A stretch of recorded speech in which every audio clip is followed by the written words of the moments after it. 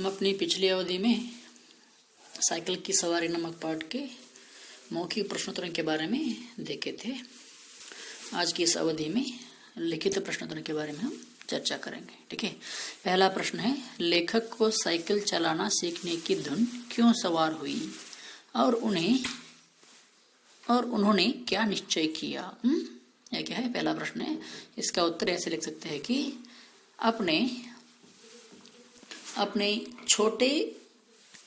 अपने से छोटे कम जानकारों और यहाँ तक कि अपने बेटे को साइकिल चलाते देख लेखक को आत्मग्लानि हुई। उसे साइकिल चलाना सीखने की धुन सवार हो गई और उसने साइकिल चलाना सीखने का निश्चय कर लिया। क्या है उत्तर? अपने से छोटे कम जानकार और यहाँ तक कि उनका बेटा भी क्या किया, साइकिल चला सकता था।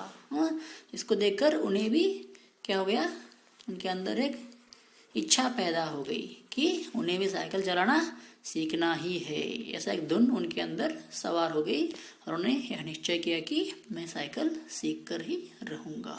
इस तरह इसको हम लिख सकते हैं। अगला प्रश्न है, तिवारी जी कौन थे? तिवारी जी ने लेखक को साइकिल चलाना सिखाने के ख्याल को छोड़ने की सलाह क्यों दी? इसका उत्तर ऐसे लिख सकते हैं कि तिवारी जी लेखक के परिचित थे, यानी कि उनके वह दोस्त ही थे। ऐसे भी लिख सकते, तिवारी जी लेखक के दोस्त थे, ऐसे लिख सकते हैं, या तो फिर तिवारी जी लेखक के परिचित थे।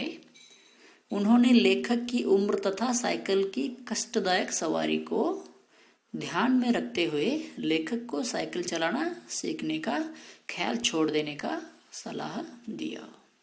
जैसे कि उनका उम्र भी हो गया था और साइकिल चलाना जो सीखना हुआ बहुत ही कष्टदायक है, इसलिए उनको वह यह सलाह दी थी कि तुम इसका ख्याल छोड़ ही दो।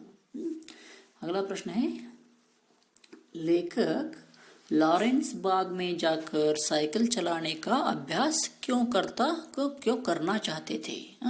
लेकिन वहाँ पे लॉरेंस बाग में ही जाकर साइकिल चलाने का अभ्यास क्यों करना चाहते थे? क्या है, तीसरा प्रश्न है।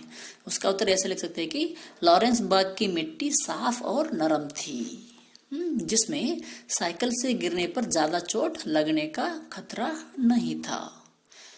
दूसरे, यह जगह शहर से दूर होने के कारण किसी के द्वारा देखे जाने का खतरा भी नहीं था, इसलिए लेखक ने अभ्यास करने के लिए यह जगह चुनी। ऐसे हम इसको लिख सकते हैं। ठीक है, अगला प्रश्न है, लेखक ने किस परिस्थिति में साइकिल छोड़ दी और भगोड़े सिपाही बन गए?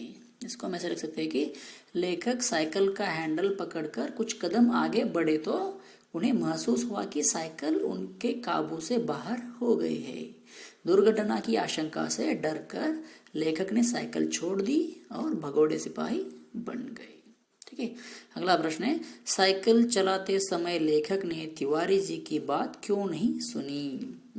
और क्यों नहीं सुनी साइकिल चलाते समय? इसको हम ऐसे लिख सकते हैं कि लेखक को साइकिल चलाना तो आ गया था, लेकिन अभी साइकिल पर चढ़ना नहीं आया था।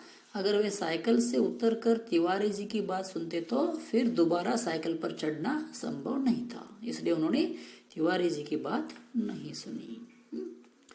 अगला प्रश्न है, साइकिल चलाते समय लेखक की टक्कर किससे हुई और उसका क्या परिणाम निकला? इसको उत्तर लिख सकते हैं कि हम साइकिल चलाते समय लेखक की टक्कर तांगे से हुई। तांगे में लेखक की पत्नी और बच्चे सवार थे। लेखक को काफी चोट आई, वे बेहोश हो गए। अंत में लेखक ने साइकिल चलाने का इरादा छोड़ दिया। इस प्रश्न का हम इस तरह उत्तर लिख सकते हैं। ठीक है, आज इतना काफी है। कल की अवधि में अगले प्रश्नों को हम देखेंगे। धन्यवाद।